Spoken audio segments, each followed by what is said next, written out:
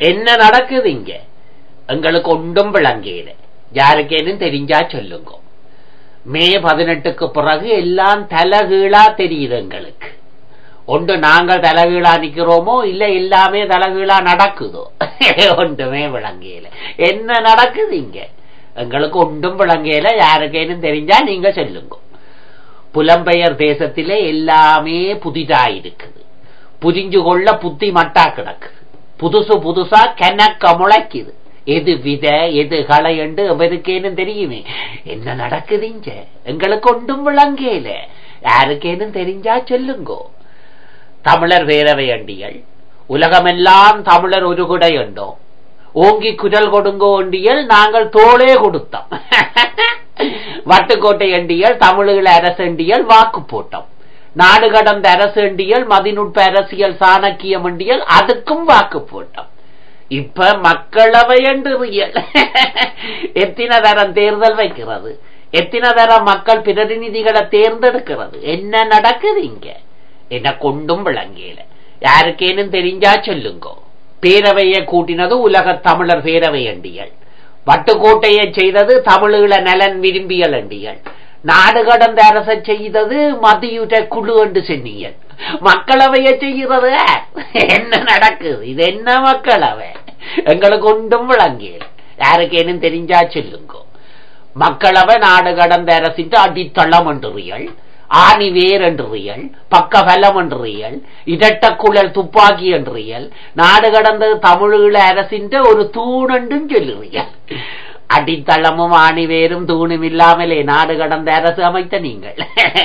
கேட்கிறவன் கேணையன் என்றால் கேப்பையிலையும் பால் வழியும் என்ற வளமொழிதான் எனக்கு ஞாபகம் வருது. என்ன நடக்குது? எங்களுக்கு ஒன்றும் விளங்கல. யாருக்கேனும் தெரிஞ்சா சொல்லுங்க.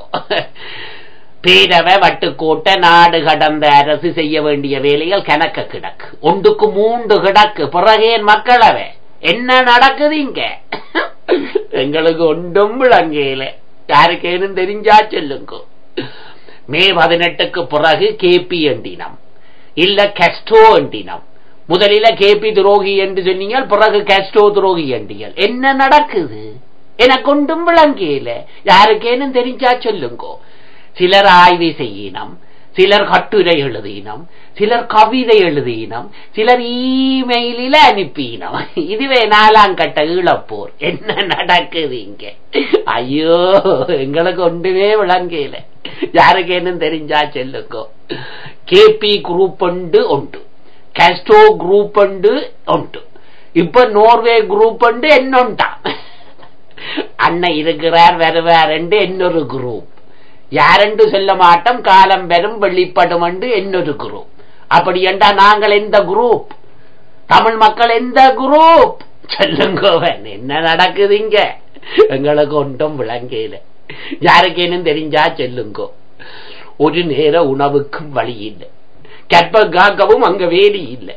நிம்மதியாய் படுத்துறங்கவும் அங்க வாய் இல்லை. நித்திரையே இல்லை. பொழுது விடியுமா என்ற ஒரு ஏக்கம். விடிந்தாலும் உயிரோடு இருப்போமோ என்ற இன்னொரு ஏக்கம். வீடும் இல்ல, தாலியும் இல்ல, குங்குமமும் இல்ல. நிம்மதியாய் பொழுது விடிதலும் ஒரு நேர உணவும் தான் எங்கட உறவுகளுக்கு இப்ப தமிழீழம். கோவணத்துக்கே வழி இல்லாமல் ஒட்டிய வயிறோடு உறவுகள் அங்க இருக்குது. என்ன நடக்குது இங்க? எங்களுக்கு ஒன்றுமே விளங்கல. அதுக்கேனும் தெரிஞ்சா சொல்லுங்க. சிலர் ஆய்வு செய்யினம், சிலர் கட்டுரை எழுதினம், சிலர் கவிதை எழுதினம், சிலர் ஈமெயிலில அனுப்பினம். இதுவே 4ஆம் கட்ட ஈழப்போர். சாதாரண அப்பாவி தமிழர் நாங்கள் தெளிவாக குழம்பி போயிருக்கிறோம். குழப்பாமல் தெளிவா இருக்கிறவைய விளக்கமா தெளிவுபடுத்துங்க. எவர் வேண்டுமானாலும் பேசலாம், எவர் வேண்டுமானாலும் நீங்கள் என்னவும் செய்யலாம், எதை வேண்டுமானாலும் நீங்கள் எழுதுங்கோ. என்ன நடக்குது என்று சொல்லுங்க.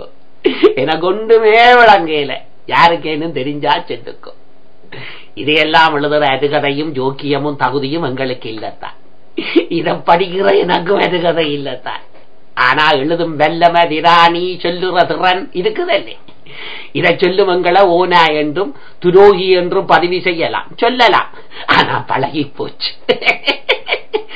எல்லோரும் மக்களின் உணர்வுகளையும் எழுச்சிகளையும் நம்பியே வண்டி ஓட்டுறீங்க. உணர்வுகள் மலங்கடி கேட்க இல்ல எழுச்சி சிதறடி கேட்க மக்கள் விழிச்சு கொள்ளுவீனம். அப்போது தைரியமா மக்கள் இந்த கேள்விகளுக்கு நீங்கள் யார் எதிர்கொள்கிறீர்களோ அவங்களே பிழைச்சு கொள்ளுவாங்க. மற்றவர் எல்லாம் காணாமல் ஓடணும். ஓடிய இலட்சியம் ஒன்று, நோக்கம் ஒன்று, போகும் இடம் ஒன்றுதான். ஆனால் போகும் பாதைகள் தான் வேறு வேறு என்றீர்கள்.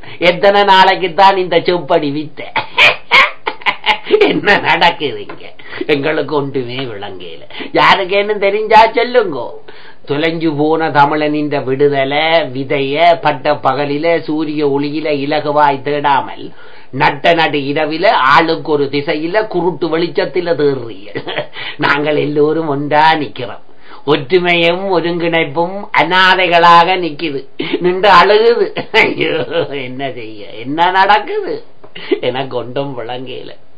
யாருக்கேன்னு தெரிஞ்சா சொல்லுக்கோ. ஒன்றுபட்ட தமிழினம் உஜக்குலஞ்சு போய் கிடக்கு. சிங்களவன் வேடிக்கை வாட்டி சிரிக்கிறான்.